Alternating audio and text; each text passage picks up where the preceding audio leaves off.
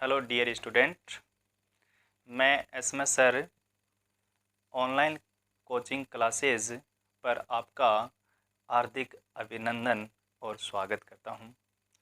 तो dear student, जैसा कि आपको पता ही है कि आज बड़ा ही खुशी का माहौल है। जैसे अपने साइंस में देखा था और आज मैथ में भी कुछ देखा है, और वो मैथ में आप मेरे शब्दों से आप बयां कर सकते हो कि मैथ का पेपर कितना सरल आया था। जैसे आज मेरे पास ये पेपर है मैथ का, ठीक है। तो इस मैथ के पेपर में जो प्रश्न वही है अपने पूरे अपने 10वीं क्लास में जितने प्रश्न आपने किए हैं, सॉल्व किए हैं, और ऑनलाइन क्लास 2-3-4 दिनों में नहीं हुई क्योंकि स्कूल में भी पढ़ाना पड़ता था और घर पर कोचिंग थी, उस पर भी पढ़ाना पड़ता था बच्चों को ऑफलाइन, तो इसलिए ऑनलाइन पर मैं नहीं आ सकता। इसके लिए मैं आपसे सॉरी मांग रहा हूँ। बाकी ऑफलाइन पढ़ाया है, 4 सालों से पढ़ा रहा हूँ, तो 4 सालों में मेरे सब्जेक्ट का रिजल्ट 97 तक रहा है। तो मैं अब की बार आशा यही करता हूँ कि 100 में से 100 मेरे स्टूडेंट लेकर ज़रूर आएंगे, और मैं उसी जोश के साथ 100 से 100 आए हुए उस रिज़ल्ट का मैं अब इंतज़ार कर रहा हूँ। उस रिज़ल्ट को मैं लेकर आपके सामने ज़रूर उपस्थित रहूँगा।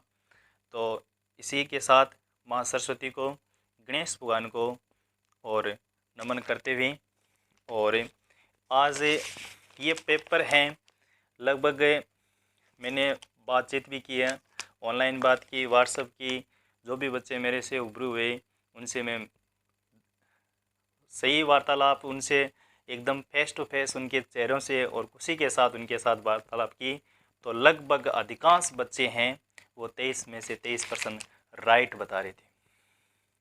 किसी के 1 नंबर कट रहा है, किसी के 2 नंबर कट रहा है, और लगभग बच्चे फर्स्ट डिवीज़न से पास है। तो यही उम्मीद करते हैं भविष्य में जो 9th क्लास में स्टूडेंट हैं, और वो भी आप इनसे पेपर से 10वीं क्लास से आपसे सीख ले सकते हो कि आपने कितनी और तैयारी करनी है, जिससे हमारा भी अच्छा रिजल्ट रहे और 10th क्लास का भी अच्छा रिजल्ट जाएगा।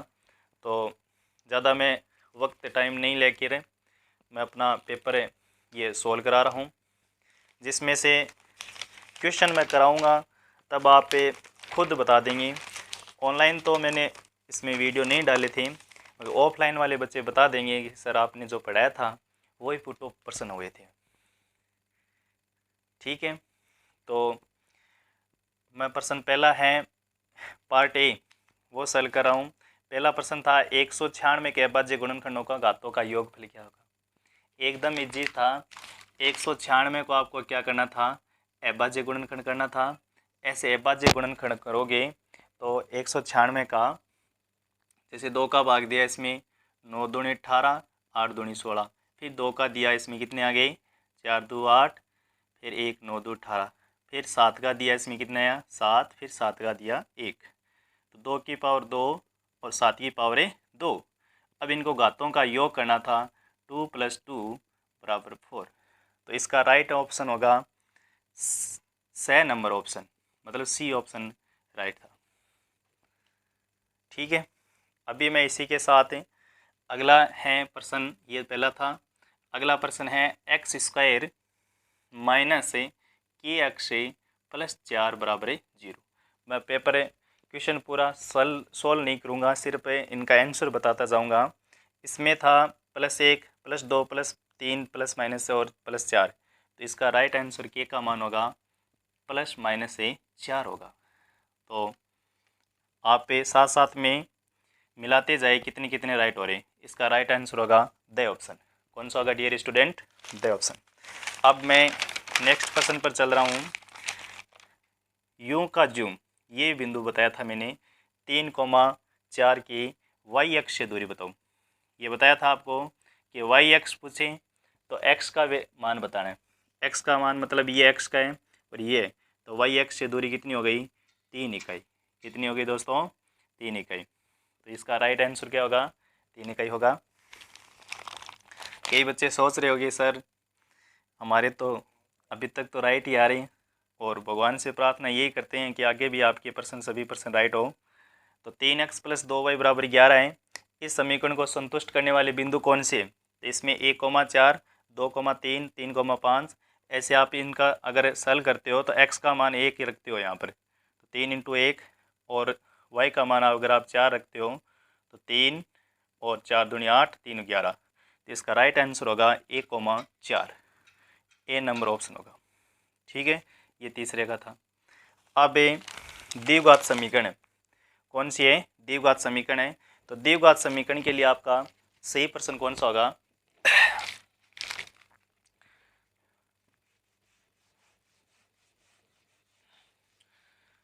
इसमें द्विघात समीकरण दे रखी है कि √3x² 10x + √3।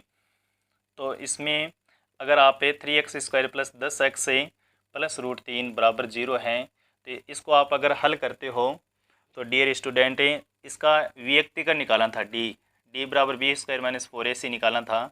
तो b का मान कितना है आपके पास है? ये a का मान है, ये b का मान है, ये c का। तो b का हो गया 10 का स्क्वायर -4 गुणा a का मान है √3 और c का मान है √3।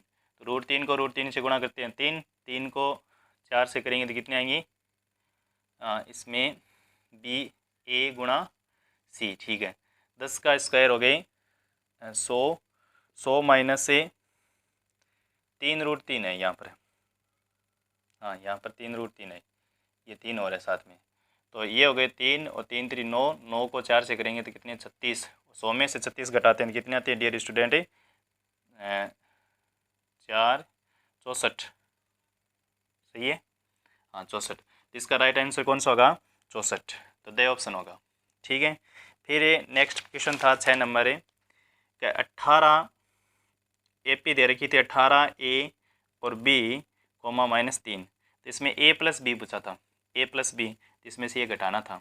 तो 18 - 3 करते हो तो आप कितना आएगा? 15। तो A + B का मान कितना आएगा? 15 आएगा।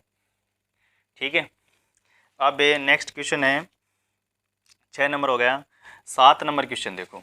7 नंबर क्वेश्चन क्या दे रखा है कि 3 sec 45 डिग्री और cos 45 डिग्री, cos 45 डिग्री। तो sec 45 का मान कितना होता है डियर स्टूडेंट?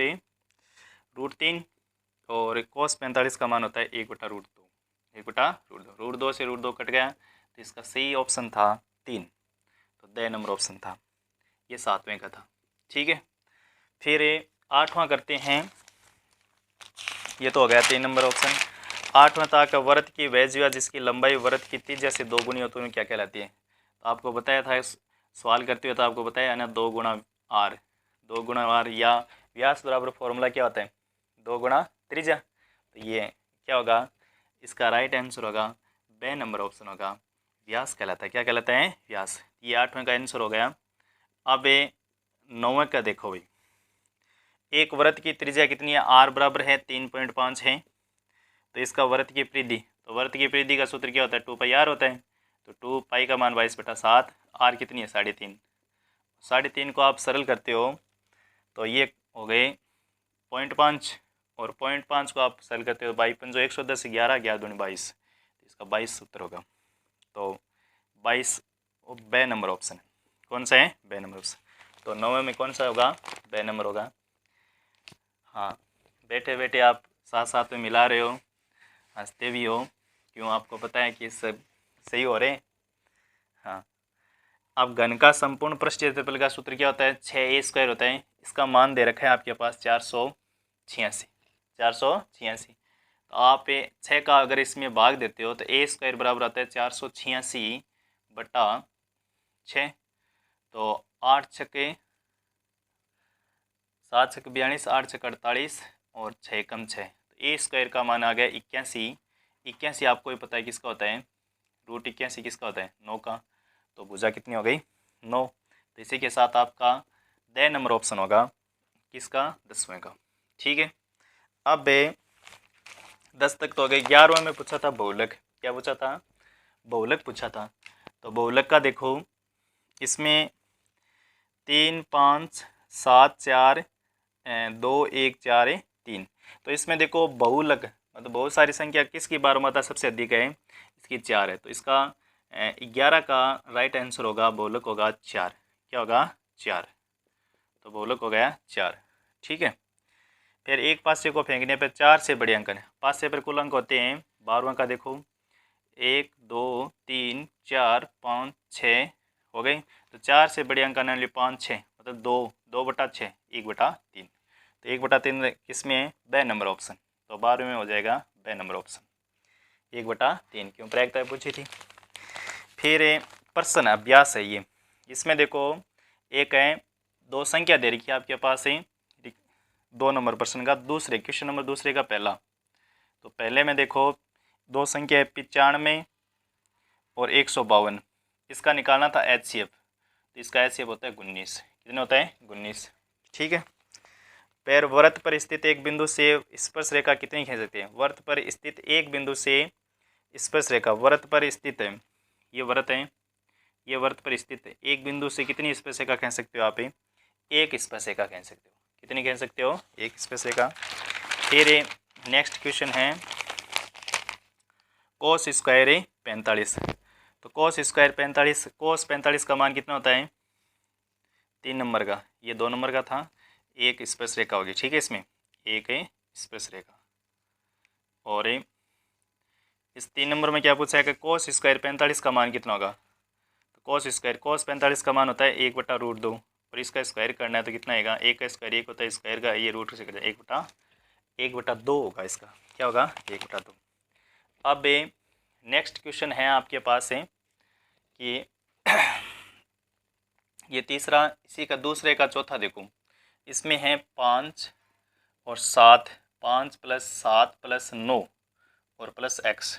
ये कितनी संख्या है, 3 1 4 और बराबर माध्य दे रखा है 9। तो इनको आप वज्र गुणा कराते हो तो ये तो हो गए आपके पास से 36, 9 चौक 36, 5 7 12 और 12 9 कितने हो गई, 12 9 हो गए 21, 21 + x और x घटाते हो 36 में से तो कितने आ गए, 5 1 15। तो x का मान राइट होगा, इसका माध्य x का मान पूछा है तो 15 होगा।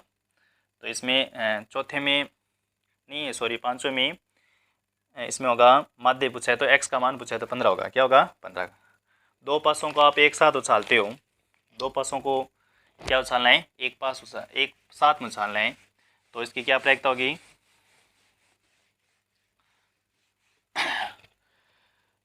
आप 2 पासे तो ऐसे उछालते हो, यहाँ तक देखो दिखाई दे रहा है, 1 6, 2 पासों को एक साथ अंकों का योग 7 हो तो 6 1 और 1 होते हैं 2 5, 1 5 2, 5 2 और 1 हो गई 4 3 7 होते हैं, 3 4 7 हो गई।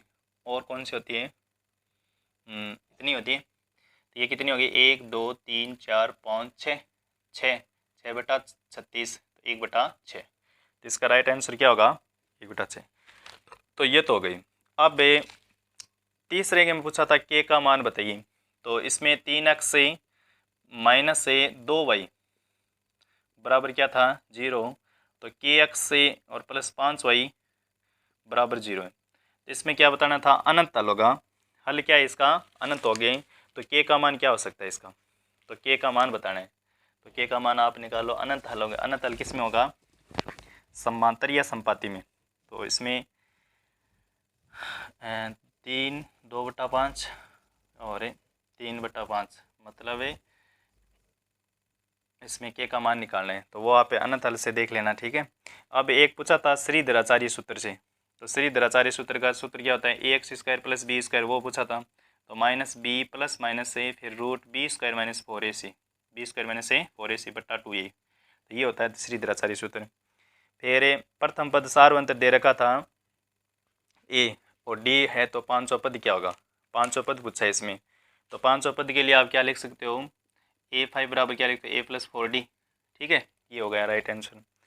फिर A+4D हो गया। फिर इसमें 2 tan 30 और tan 30, तो tan 30 का मान आप कितना होता है बताओ, 1/√3 होता है। तो इसी प्रकार tan 30 का मान रखोगे आप 1/√3, फिर 1 - 1/√3 का क्या करना है आपको, स्क्वायर करना है, फिर इनको हल करोगे तो मान आ जाएगा। और अगला था √1 - cos स्क्वायर थीटा बराबर 60 है। √1 - cos स्क्वायर थीटा बराबर 60 है। तो 1 - cos स्क्वायर थीटा को आप क्या लिख सकते हो, रूट के अंदर लिख सकते हो आप साइन स्क्वायर थीटा। और साइन 60 थीटा का मान आपके पास दे रखा है साइन 60। साइन 60 का मान जो भी है उसका आप स्क्वायर करोगे तो फिर ये मान आ जाएंगे। फिर अगला है कि 10 मीटर ऊंची एक मीनार के शिखर से तो अनुम कोण 30 डिग्री है, तो मीनार के आधार की ऊंचाई निकाली, तो वो भी क्या है 10 और 10 का सूत्र लगाना है लंब बटा आधार। एक अगला दे रखा है ऊर्ध्वाधर छड़ की लंबाई कितनी है, इसकी छाया की लंबाई का अनुपात दे रखा है एक रूट अनुपात दे रखा है ना। तो इसका आप हल करते हो तो 1/√3 आएगा। 1/√3 इसका अगर आप कोण निकालते हो तो थीटा बराबर हो जाएगा 30 डिग्री, ठीक है। 3 सेमी त्रिज्या का वृत्त बनाइए, केंद्र से ओ से 5 सेमी दूरी पर पी पर है, तो 2 स्पर्श रेखा खींचिए, इनका माप कितना होगा। तो इनका माप बताना है, क्या बताना है, माप बताना है। तो 3 सेमी त्रिज्या का वृत्त बना लो, 3 सेमी का त्रिज्या का, ऐसे 3 सेमी की त्रिज्या का वृत्त बना लिया, ठीक है। फिर एक वृत्त बनाइए और केंद्र ओ से 5 सेमी की दूरी पर एक बिंदु ले लूँ, ये 5 है, तो ये स्पर्श रेखा बचे 3 2 5 हो गए। फिर अगला है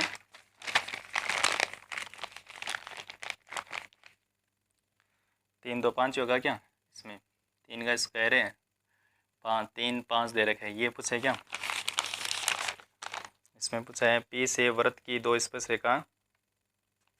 अच्छा ऐसे नहीं है, इसमें देखो 3 सेमी त्रिज्या को लेकर एक वृत्त बनाए, क्यू केंद्र क्यू से 5 सेमी दूर पर स्थित है, ये 5 सेमी दूर पर कोई स्थित है बिंदु, तो 3 सेमी त्रिज्या हो गई, तो 5 सेमी ये हो गई, तो ये 3 सेमी हो गई। इनसे क्या करना है कि 2 स्पर्श रेखा खींचनी है ऐसे, परंतु 2 स्पर्श रेखा खींचे और उनका माप, ये नाप की बतानी थी आपको, ठीक है। ये 5 सेमी है, ये 3 है, तो ये नाप की बतानी थी। वैसे पाइथागोरस प्रमेय लगा के आप निकाल भी सकते हो। फिर ये रचना वाला था, आया था 5 सेमी लंबा रेखाखंड खींचनी है, इसको 2:3 में बांटना है, बहुत ईजी प्रश्न था। किसी वृत्त के तीजे खंड वृत्त के चतुर्थांश है, तो तीजे खंड के केंद्र का चतुर्थांश में है, तो केंद्र का कोण पूछे, तो इसमें क्या होगा 90 डिग्री होगा, 90 डिग्री। अच्छे प्रकार से पेंटी गई 52 पत्तों में से एक गड्डी में से एक इक्का निकाला था, तो इससे पत्ते को देला होने की, देले कितने हैं, तो देला के हिसाब से आप इसको प्रयोगता कर सकते हो। 13/125 है, तो इसका प्रसार बताना था, शांत होगा। x² x - शून्य ज्ञात करने, तो इसके शून्य निकालने के लिए आपको गुणनखंडी विधि सल करनी थी, कि गुणा कराने पर 6 आने चाहिए और जोड़ने पर दिए थे तो x आना चाहिए, 3 और 2 ये टुकड़े लेने थे। फिर ये मूलों की प्रकृति पूछी थी, तो इसमें मूलों की प्रकृति पूछे तो मतलब d² वाला वो लगाना है, d² बराबर b² - 4ac। फिर अगला प्रश्न है 7वां में, बिंदु दे रखे, जोड़ने वाले बिंदु के मध्य बिंदु का निर्देशांक बताना था आपको, x बराबर x1 + x2/2, तो ये सूत्र लगाने पर x और y के मान आ जाएंगे मध्य बिंदु का। एक समतल पर मीनार है, 60 डिग्री से 30 डिग्री है, तो कोण घट गया, तो 40 मीटर इसकी लंबी हो जाती है, तो सूर्य का 19 कोण, तो मीनार की ऊंचाई बताओ। तो मीनार की ऊंचाई निकालनी है तो आपको क्या करना है, tan का फॉर्मूला लगाना है, तो ये हो जाएगा। तो 6 सेमी त्रिज्या के नाप का एक समद्विबाहु त्रिभुज की रचना है, तो एक अन्य त्रिभुज की रचना 2/3 गुणी हो, तो 2/3 गुणी दे रखी है इसमें, तो 6 सेमी का समद्विबाहु त्रिभुज होना, 2 भुजा समान रहेगी, इसमें तीसरी हो जाएगी, 2/3 गुणी करनी है, तो त्रिभुज क्या बनेगा, छोटी है तो मतलब अंदर बनेगा त्रिभुज इसमें से, ये बताया हुआ है। 4 सेमी त्रिज्या की एक वृत्त की ऐसी 2 स्पर्श रेखा खींचे जो एक दूसरे के क्या हो, समांतर हो। 4 सेमी त्रिज्या का वृत्त लेना, 2 ऐसे, मतलब ये वृत्त लेना है, इसमें से क्या करना है आपको, ऐसे वृत्त लेके फिर इनके 4 सेमी त्रिज्या हो गया, 8 सेमी हो गई, फिर इनके 2 समांतर रेखा ऐसे खींचनी, जो एक दूसरे क्या हो, 2 स्पर्श रेखा खींचनी, एक दूसरे क्या हो, समांतर हो। ये 10वां आ गया। फिर 11वां प्रश्न पूछा था, यदि 2 समरूप त्रिभुज के क्षेत्रफल बराबर, सिद्ध कीजिए उनके 2 समरूप त्रिभुजों के क्षेत्रफल बराबर है, तो उनके संगत भाग क्या होंगे, बराबर होंगे, तो कौन कौन से भाग है, कौन और भुजा के आधार पर ये करना था, ठीक है।